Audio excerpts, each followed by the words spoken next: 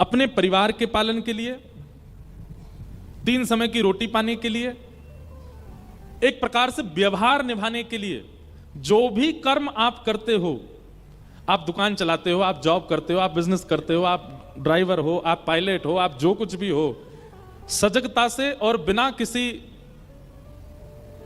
घोटाले के, बिना किसी अपराध के आप जो कर्म करते हो वो धर्म कहलाता है।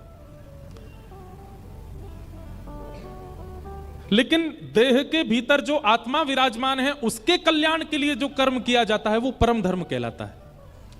देह कल्याण के लिए जो कर्म वो धर्म, और देह के भीतर विराजमान आत्मा के कल्याण के लिए जो कर्म है वो परम धर्म।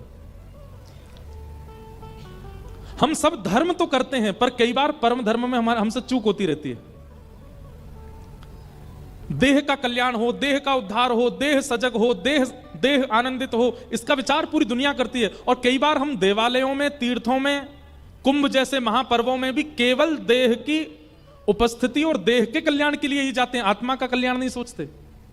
कई लोग रील बना रहे हैं, वीडियोस बनाते हैं, तो वो ऐसा कहते हैं कि हम प्रयाग में नहा लिए, मतलब हम क्या क्या करने आए थे? बोले पाप धोने आए थे, अपने पाप धोने आए थे। आप प्रयागराज कुंभ गए और संगम में स्नान करने के बाद भी वैसे ही हो जैसे पहले थे, तो फिर आपके कोई पाप नहीं धुले।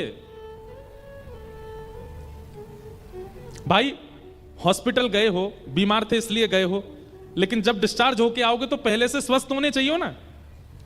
अगर आप डिस्चार्ज हॉस्पिटल से होकर के आए और जैसे पहले थे वैसे ही हो, अभी भी खांसी गई नहीं, अभी भी नींद नहीं आ रही, अभी भी मन खराब हो रहा है, अभी भी बुखार आ रहा है, तो फिर आपका हॉस्पिटल जाना बेकार था। प्रयागराज कुंभ गए, आप तीर्थराज गए, आप संगम स्नान करके आए, लेकिन जैसे रांची से गए थे नहा धो के लौट गया वैसे ही हो, कोई परिवर्तन नहीं है, तो आपका जाना व्यर्थ था। लेकिन आप गए और जाके स्नान करके लौट करके आए महाराज, तो विचारों में परिवर्तन आ गया, बोली चाली में परिवर्तन आ गया, व्यवहार में परिवर्तन आ गया। घर वाली भी कहने लगे बदला बदला सा लग रहा है भाई, ये अब पहले से थोड़ा सुधर सा गया है जब से स्नान करके आया। पर ऐसा किसी के साथ नहीं हो रहा है, सब केवल डुबकी लगाने में ही होड़ लगा रहे हैं, परिवर्तन तो हो ही नहीं रहा है। क्यों? क्योंकि हम धर्म का चिंतन करते हैं, परम धर्म का नहीं करते। हमारा केवल उद्देश्य होता है शरीर को ले जाना, जाकर के वहां डुबकी लगवाना और तुरंत दौड़ दाड़ करके वापस आ जाना। यही संगम स्नान कथा सुनने के बाद जाओगे तो आप धर्म की भावना से नहीं, परम धर्म की भावना से जाओगे। आप यह विचार करके जाओगे कि मुझे परिवर्तन के लिए जाना है, मुझे विचारों की शुद्धि के लिए जाना है। एक बार में ही बजा लो सब लोग हाँ बस, आधे उन्हें बजाई, आधे यहां बजा रहे, समझ में आई वही बजा रहे हैं। अब देखो कल बहुत हृदय विदारक घटना हो गई, कल या परसों दिल्ली में कितने सारे लोगों ने भागदौड़ मचा दी रेलवे स्टेशन पर। क्यों?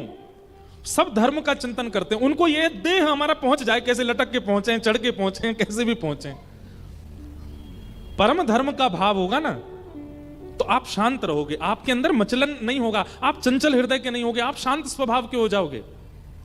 अगर प्रयाग जाने को मिल गया तो अच्छा, नहीं जाने को मिला तो महाराज रांची में बैठे बैठे चिंतन कर लोगे, आहा कितना सुंदर संगम है, देखो यहाँ से यमुना जी आ रही हैं, सामने से गंगा जी आ रही हैं, ओ भैया नाव वाले भैया लो 10 रुपया लो, हमको बीच में ले चलो। रांची में ही बैठे हो लेकिन सोच रहे हो, नाव वाले भैया बीच में ले जा रहे हैं, क्या सुंदर ठंडी हवा चल रही, अरे लाइफ जैकेट पहन रखी है हमने, डूब नहीं जाए।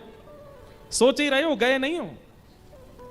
नाव वाले भैया बोले भैया संगम आ गया उतर जाओ, तुरंत आप यमुना जी में, गंगा जी के संगम में उतर गए, वस्त्र उतार करके डुबकी लगा ली, हर हर गंगे जय यमुना मैया की, संगम स्नान हो गया। और यही स्नान का भाव रखने के बाद आपने क्या विचार किया? अब मैं अपने क्रोध पर वश करूंगा, अब मैं अपने काम पर वश करूंगा, अब मैं अपने लोभ पर वश करूंगा, अपनी विचारधाराओं को शुद्ध करूंगा। पत्नी से लड़ता हूं, अब नहीं लड़ूंगा, बच्चों को बेवजह डांट देता हूं, अब नहीं डांटूंगा, लोगों से क्रोध भरी वार्ता करता हूं, अब नहीं करूंगा। मैंने संगम स्नान किया, कुंभ स्नान किया, यह परिवर्तन मेरे चित्त में आना चाहिए। यह भावना परम धर्म कहलाती है।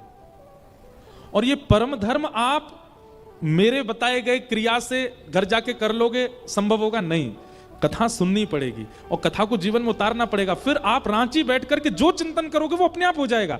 आप सोच लोगे मुझे काम पर वश करना है, धीरे धीरे काम घटने लगेगा। आप सोचोगे मुझे क्रोध पर वश करना है, धीरे धीरे क्रोध घटने लगेगा।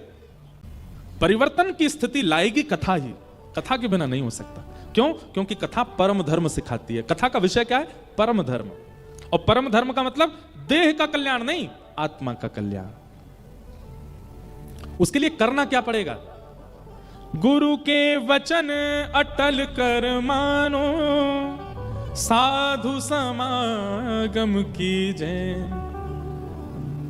भैया, जिसके प्रति भी आपका गुरु भाव है, गुरु का मतलब क्या होता है?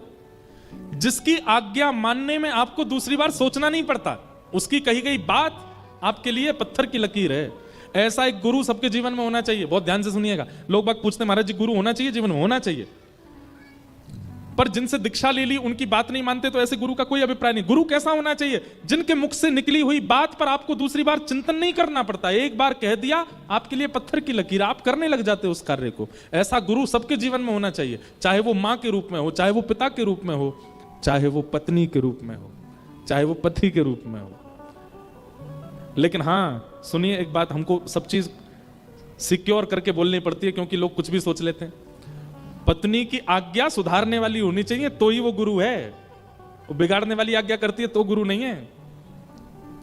पति की आज्ञा सुधारने वाली है तो ही वो गुरु है, नहीं तो वो गुरु नहीं है। गुरु शब्द का अर्थ क्या? गु कहते हैं अंधकार को और रू कहते हैं निवृत्ति को।